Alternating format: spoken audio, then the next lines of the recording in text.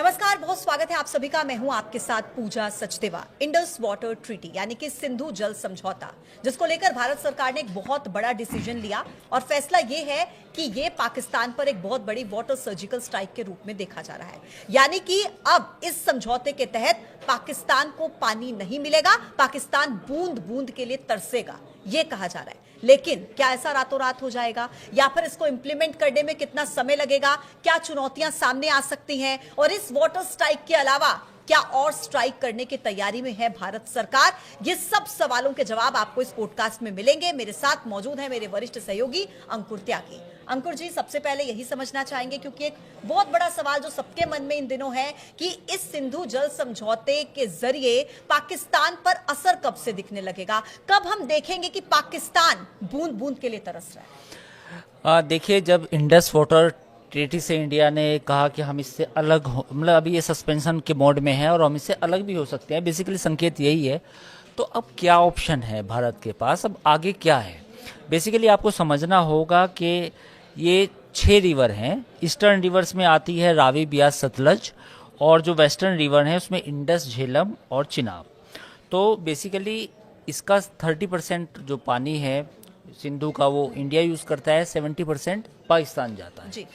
तो पाकिस्तान में सिंधु को ये माना जाता है कि पंजाब से होते हुए, सिंध होते हुए, क्रीक से होते हुए ये पूरा जो पाकिस्तान की प्यास है वो बुझाती है। खेती जो होती है पंजाब में, जो पाकिस्तानी पंजाब है, वो काफ़ी वहाँ पे इरिगेशन जितना होता है वो भी इस नदी के पानी से होता है। तो पाकिस्तान की लाइफ लाइन है ये। तो बात ये होती है कि आज़ादी के बाद 1947 के बाद पाकिस्तान ने और भारत के बीच में जो रिश्ते थे वो उतार चढ़ाव भरे थे। हाँ। तो जनरल अयूब बेसिकली वहाँ पे एक तानाशाह थे पाकिस्तान के, वो राष्ट्रपति बने थे। तो जनरल अयूब ने पंडित जवाहरलाल नेहरू जो भारत के प्रधानमंत्री थे उनको एक चिट्ठी लिखी और कहा कि हम सिंधु के पानी को लेके जो इंडस वाटर ट्रीटी है एक ट्रीटी करना चाहते हैं, और बाकी हमारे बीच में जितने भी मसले हैं, चाहे वो कश्मीर का है, हम उनको भी सोल्व करना चाहते हैं।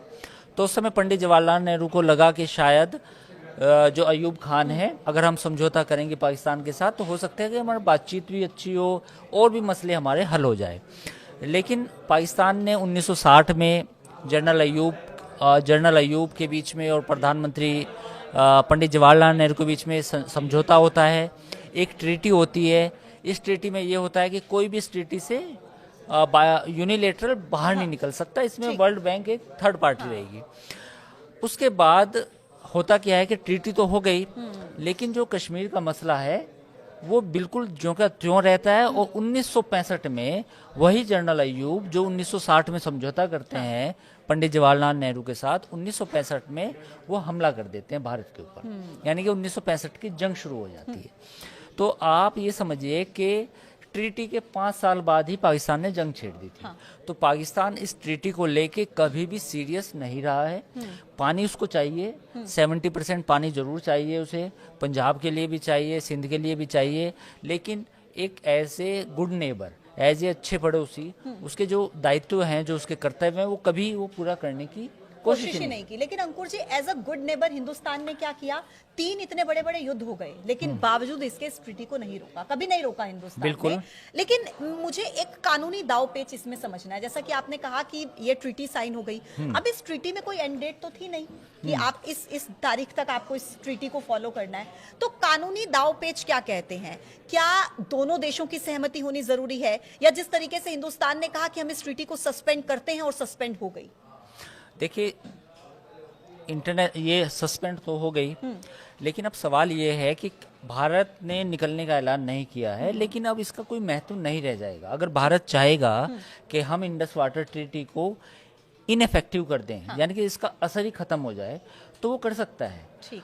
तो एक तो चीज़ ये, पाकिस्तान इसको जरूर चैलेंज कर सकता है इंटरनेशनल कोर्ट में, वहाँ पे इंटरनेशनल कोर्ट में चैलेंज कर सकता है, लेकिन ऐसे सैकड़ों मामले हैं जो पूरी दुनिया में इस तरह चलते हैं। भारत ने जो चिट्ठी लिखी है, कल एक वो चिट्ठी मीडिया में सामने आई थी, उन्होंने बेसिकली वाटर रिसोर्स डिपार्टमेंट है भारत का, उसने पाकिस्तान को फॉर्मली इन्फॉर्म किया है और उस चिट्ठी में खास तौर पे लिखा है कि आप आतंकवाद को लेके, यानी क्रॉस बॉर्डर टेररिज्म को लेके आप बिल्कुल आपकी पॉलिसी बन चुकी है और आप भारत में दहशतगर्दी फैला रहे हैं, इसलिए हम अपनी सिक्योरिटी को देखते हुए इस ट्रीटी को एट अबेंस कर रहे हैं, यानी कि हम इस सिक्योरिटी को सस्पेंड कर रहे हैं। जी। तो ये ट्रीटी को हाँ। हाँ जी। तो ये जब ये सब हुआ तो अब ये मान के चलें कि पाकिस्तान हो हल्ला मचाएगा, इंटरनेशनल कोर्ट भी जा सकता है, लेकिन सवाल ये है लेकिन कि उसके हो हल्ले का असर क्या होगा? असर कुछ होने वाला नहीं है। अगर भारत ये फैसला कर लेगा कि हमें इस ट्रीटी को बिल्कुल नल एंड वॉइड करना है, जिसका कोई मतलब नहीं रह जाएगा, तो वो होके रहेगा। ठीक है। उसके लिए कोई डरने की जरूरत नहीं है। ठीक है अंकुर जी, एक सवाल जो मुझे लगता है कि इस वक्त जो भी हमें देख रहे हैं, हर किसी के मन में होगा कि भाई आप इस ट्रीटी को अगर रोक रहे हैं तो फिर ये जो इतना सारा पानी है ये कहाँ जाएगा? क्योंकि हमें डैम्स की जरूरत होगी, जलाशयों की जरूरत होगी, रातों रात तो ये प्रक्रिया हो नहीं सकती। तो कहीं ऐसा ना हो कि हिंदुस्तान में बाढ़ जैसे हालात हो जाए, क्या करेगी सरकार? बेसिकली सिंधु जब निकलती है लद्दाख से तो डैम चेक एक जगह है वहाँ पे, तो अगर हमें इसे रोकना है तो कहीं ना कहीं बांध तो बनाने पड़ेंगे। हाँ। और वो बांध कहाँ बनेंगे? वो बांध वहाँ से बनेंगे जहाँ से ओरिजिन है सिंधु का। तो जो डैम चेक है जो तिब्बत से बेसिकली ओरिजिन है, तो वहाँ उस इलाके में हमें डैम बनाने पड़ेंगे। उसके बाद जब ये नीचे आती है नदी, इसमें कुछ और ट्रिब्यूटरीज होती हैं जो सहायक नदियाँ वो भी मिलती हैं, वहाँ पे भी डैम बना सकते हैं। तो लेकिन ये सवाल ये है कि इतना डैम ऊंचाई पे बनाना काफ़ी टाइम लग सकता है उसमें, और काफ़ी रिस्की भी है। हाँ। दूसरा पॉइंट ये है कि छोटी छोटी कैनाल से पानी को डाइवर्ट किया जा सकता है, या पानी इतना कम कर दिया जाए। आप इसे बंद करने की बात ना कहें कि हम इसे बिल्कुल बंद कर दें, आप छोटी छोटी कैनाल से पानी निकाल के उसको डाइवर्ट कर सकते हैं हिमाचल में, उसको डाइवर्ट कर सकते हैं पंजाब में और कश्मीर में। तो वो आप कर सकते हैं, उसमें कोई दिक्कत नहीं है। हाँ। तो लेकिन ये पूरा प्रोसेस जो डाइवर्जन का है, पानी के डाइवर्जन का है, इसमें समय लगेगा और इसमें पैसा भी लगेगा। दोनों चीज़ें हैं। हालांकि दोनों कैपेबिलिटीज इंडिया के पास है, क्योंकि हमने श्रीनगर में और बाकी जगह भी जितने भी अब हाइड्रो प्रोजेक्ट चल रहे हैं तो वो पूरी मतलब हम पहाड़ों पे चल रहे हैं, तो वो कोई इशू नहीं है, but it will take time. उससे पहले भारत क्या कर सकता है कि जो पानी 70% हम उनको दे रहे थे, उसकी मात्रा फौरी तौर पे कम की जा सकती है, चाहे वो 10% हो चाहे वो 20% हो। ठीक है। तो ऐसा भी किया जा सकता है। ठीक है अंकुर जी, देखिए अब पाकिस्तान पर इसका असर कब से दिखने लगेगा? एक सवाल ये भी है, क्योंकि जैसा कि हम कह रहे हैं कि एक बहुत लंबा प्रोसेस है, इसमें समय लगता है, लेकिन कब ऐसा होगा कि हम देखेंगे कि पाकिस्तान में पानी की वजह से दिक्कत हो रही है, लोग पानी के लिए तरस रहे हैं, क्योंकि अब लोगों को तभी सुकून मिलेगा? अंकुर जी नहीं, देखिए बात अभी पाकिस्तान की जो गवर्नमेंट है उसको सोचना चाहिए कि हम अपने पड़ोसी के साथ सही तरीके से रहें, हम ऐसे हालात पैदा ना करें कि जो दोनों देशों के बीच में तनाव जैसे संबंध हो। अब आप देखिए जिस तरह का एस्केलेशन हुआ है, अनफॉर्चुनेट है, बेकसूर लोगों को मारा गया, उनके माथे में गोली मारी गई जिनका कोई कसूर भी नहीं था। तो उसके बाद तो यही होना है, उसके बाद एस्केलेशन होगा, दोनों देशों के बीच में एग्रेशन होगा, और फिर कुछ ऐसे फैसले लिए जाएंगे जिसका खामियाजा उन लोगों को भुगतना पड़ेगा जो शायद इसमें मुलव्विस नहीं है। मैं चाहे पाकिस्तान की जनता की बात करूं, हो सकता है कि कुछ लोग पाकिस्तान की जो आर्मी है, सरकार है, उनके इन करतूत पर इत्तेफाक भी ना रखते हो, बट दे हैव टू पे द प्राइस। अब उनको भी इस पर प्राइस पे करना पड़ेगा। देखिए पूरा सिंधु की नदी की जो मैंने बात की, मैंने पहले भी बताया कि लाइफ लाइन माना जाता है। और पाकिस्तान ने भी कल जब अपनी प्रेस कॉन्फ्रेंस की विदेश मंत्रालय ने, तो उसने भी यही बात की कि अगर आपने पानी रोका तो हम लड़ाई कर देंगे। इवन पाकिस्तान ने धमकी दी लड़ाई की। तो इसका मतलब यही है कि अब पाकिस्तान को अगर पानी रोका जाता है तो पाकिस्तान की इकोनॉमी के लिए बड़े मुश्किल हालात पैदा होने वाले। अच्छा, पाकिस्तान ये कह रहा है कि अगर पानी रोका तो लड़ाई कर देंगे। इसके अलावा एक बयान जो मैं कल से सुन रही हूँ कि पाकिस्तान के राजनयिक रह चुके हैं, उनकी तरफ से कहा जा रहा है, मतलब वो ये बात एक्सेप्ट कर रहे हैं कि अगर पाकिस्तान हिंदुस्तान से लड़ेगा तो आपकी तैयारी क्या है, क्योंकि हिंदुस्तान की जो सेना है वो आपसे दोगुनी है, हथियार उनके पास ज्यादा। तो ऐसे में बार बार वो जो गीदड़ भपकी दी जाती है वो दी जाती है न्यूक्लियर अटैक की, हम न्यूक्लियर अटैक कर सकते हैं, यानी कि बार बार न्यूक्लियर अटैक को अंडरलाइन करते हुए वो नजर आ रहा है। बेसिकली पाकिस्तान को लगता है कि न्यूक्लियर अटैक करना बहुत आसान है और बच्चों का खेल है। और चलिए पाकिस्तान ने सपोज करें, मैं मानता भी हूँ कि 1 या 2 बम गिरा भी दिए इंडिया के ऊपर, तो उसके बाद तो इंडिया तो उससे दुगना है, तो इंडिया फिर 2 की बजाय 10 बम गिराएगा, फिर क्या पाकिस्तान का नक्शा बचेगा? तो ये मूर्खों जैसी बातें करना कि हमारे पास एटम बम है। सवाल ये है कि ये नौबत आती क्यों है? सवाल ये है कि आप कन्वेंशनल वॉर पे भरोसा करें ना। आपको लगता है कि आपको लड़ाई ही करनी है, आप जंग चाहते हैं, आप 2 कौमी नज़रिया पेश करते हैं आपके आर्मी चीफ, तो आपको फिर समझना चाहिए कि आमने सामने वैसे लड़ लें। अभी एटम बम की धमकी देना, एटम बम के बाद में क्या होगा, बम गिरने के बाद क्या होगा, इतना दिमाग तो लगता नहीं वहाँ ठीक पर है, किसी के पास है। तो उसके बारे में तो सोचना चाहिए कि अगर वहाँ पर इतनी पॉपुलेशन पूरी साउथ एशिया में अगर इसका शिकार होंगी एटम बम का, तो कितने बुरे हालात पैदा होंगे। तो मुझे लगता है कि इनको सोचना चाहिए इन बातों को। और अब मुद्दा तो ये था कि पाकिस्तान को पहले ये हरकत नहीं करनी चाहिए थी बार बार आतंकवाद की, लेकिन अब जब चूंकि भारत ने एक पोजीशन ली है कि भाई हम अटैक कर सकते हैं, मिलिट्री ऑप्शन भी है हमारे पास, डिप्लोमेटिक जितने भी स्टेप्स हो सकते थे वो सब उठाए हैं, तो नाउ अब पाकिस्तान के एक तरह से पाले में गेंद है कि वो अपनी गलती या तो मान ले कि हाँ ठीक है, स्टेट एक्टर्स या नॉन स्टेट एक्टर जिसने भी ये काम किया है उसको भारत को सौंपे खुद। लेकिन अब सवाल ये भी है कि खुद आर्मी चीफ इसमें शामिल है, DGISI को बोला होगा आर्मी चीफ ने कि जाओ ये सब कर दो, तो बड़ी बुरे हालात। अगर कहीं का जो आर्मी चीफ है जनरल मुनीर जैसा कोई इंसान हो, तो उनसे एक्सपेक्टेशन क्या रखी जा सकती है? आप जैसा कि आप कह रहे हैं ना कि भाई ये तो मूर्खों वाली बात है जो कह रहे हैं कि न्यूक्लियर अटैक, लेकिन उनकी मूर्खता पर इतना तो मुझे लगता है आप भी भरोसा कर सकते हैं कि अगर ऐसा करने का उन्होंने सोच लिया कि भाई, तो वो इतना थोड़ा ना सोचेंगे कि आफ्टर इफेक्ट्स इसके क्या होंगे। नहीं, बेसिकली यही प्रॉब्लम है पूरी दुनिया के सामने। अब लोगों को लगता है कि इजराइल ईरान को क्यों नहीं परमाणु बम बनाने दे रहा, अमेरिका ईरान को क्यों नहीं परमाणु बम बनाने दे रहा, क्योंकि जब आप ये सोच लेते हैं कि मुझे तबाही करनी है, अपनी भी करनी है, दूसरे की भी करनी है, तो जब ये मेंटेलिटी होती है तो फिर सवाल उठते हैं। पाकिस्तान को मुझे लगता है कि ये सोचना चाहिए कि ऐसे नौबत क्यों आए। आपने पुलवामा किया, आपने उससे पहले उरी किया, उससे पहले अब ये पहलगाम हुआ, तो ये 3 बड़े बड़े इंसिडेंट हुए और आपको मालूम था कि इंडिया की अब पॉलिसी ये है कि अगर कोई इस तरह की टेररिस्ट अटैक होगा तो इंडिया विल रेस्पोंड।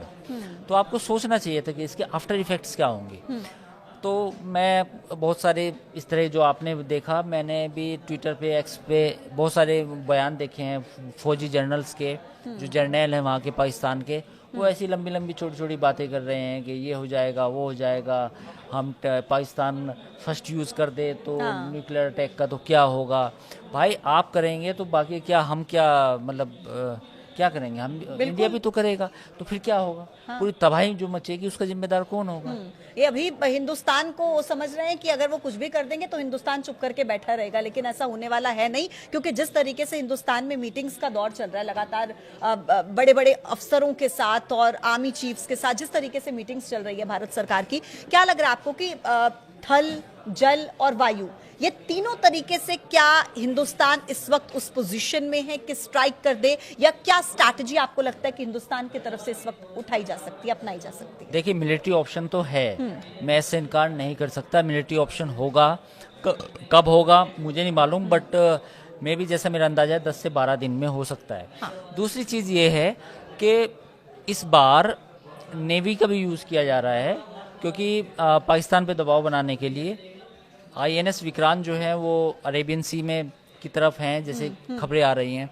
दूसरी बात यह है कि आज मैंने एक्स पे कुछ वीडियो भी देखे, पाकिस्तान की तरफ से भी आ रहा है कि पाकिस्तान अपनी आर्मी का जो मूवमेंट है वो बॉर्डर की तरफ कर रहा है, वेस्टर्न बॉर्डर की तरफ। हालांकि पाकिस्तान के लिए दिक्कत है, इस बार दिक्कत ये है कि जो ईस्टर्न बॉर्डर है वहाँ पे उसको बलूचिस्तान में BLA, TTP, तो ये जो ऑर्गेनाइजेशन है और तालिबान, इन तीनों से जूझना पड़ रहा है। और जो वेस्टर्न बॉर्डर है, वेस्टर्न बॉर्डर में उसको फिर अब इंडियन आर्मी से जूझना पड़ेगा। तो पाकिस्तान के लिए जो बार बार न्यूक्लियर की धमकी दे रहे हैं, उस धमकी का पीछे की कहानी यही है कि पाकिस्तान की आर्मी दोनों साइड से फंसी है। एक साइड से बलूचिस्तान लिबरेशन आर्मी है, TLP है, और दूसरी तरफ इंडियन आर्मी है।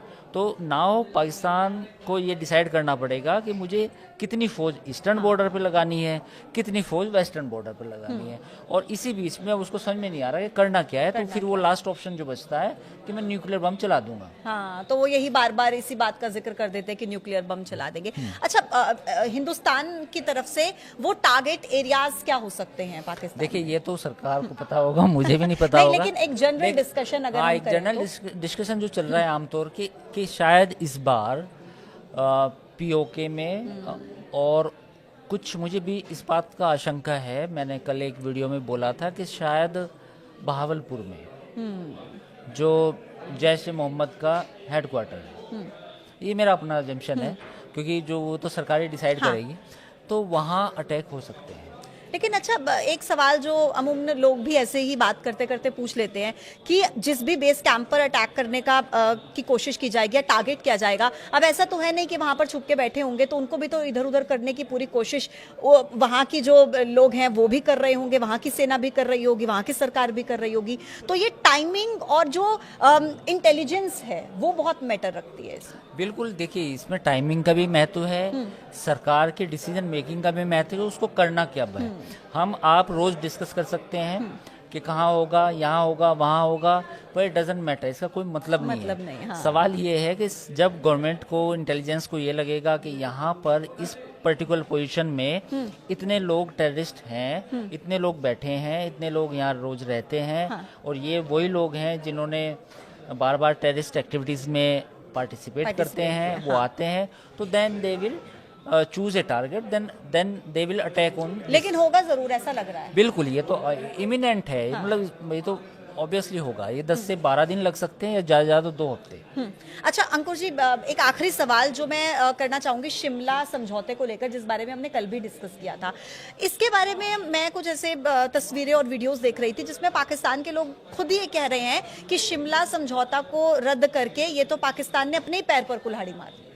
हाँ, इसका वैसे कोई मतलब नहीं रह गया था। शिमला समझौते का मैं क्या था, बेसिकली ये था कि आपकी जो पोजीशंस हैं वो हैं, हमारी पोजीशन ये रहेगी, हम कोई भी इश्यूज को, बायलैटरल इश्यूज को आपस में मिल के डिस्कस करेंगे, कोई थर्ड पार्टी नहीं होगी।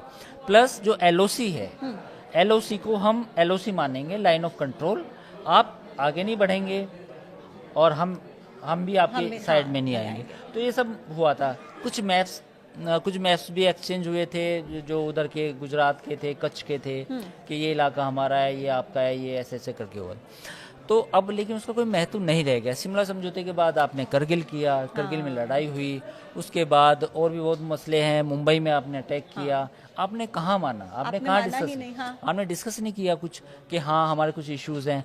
कश्मीर आप कहते हैं, कश्मीर के अलावा बहुत मुद्दे थे, कश्मीर भी डिस्कस कर सकते थे, इंक्लूडिंग भारत हमेशा यही कहता था कि पहले आप बाकी मुद्दे सोल्व कीजिए, हम कश्मीर भी डिस्कस कर लेंगे 1 by 1 अगर आपको लगता है तो। बट पाकिस्तान हमेशा यही कहता था कि कश्मीर सबसे पहले डिस्कस करेंगे, Kashmir is a juggler when, है ना। और ये जगलर वेन के चक्कर में ही बिल्कुल ये पूरा मुल्क, मैं क्या बताऊं कि 1947 से ये इनका जो ऑब्सेशन है कश्मीर को लेके, और वो जो ऑब्सेशन ऐसा है कि वो आज तक खत्म नहीं हुआ। जितने भी जनरल आए, मुशर्रफ आए, जियाउल हक आए, अयूब खान आए, और अब ये आसिम मुनीर आए, इससे पहले बाजवा आए, इससे पहले कियानी आए, सबका ऑब्सेशन कश्मीर था।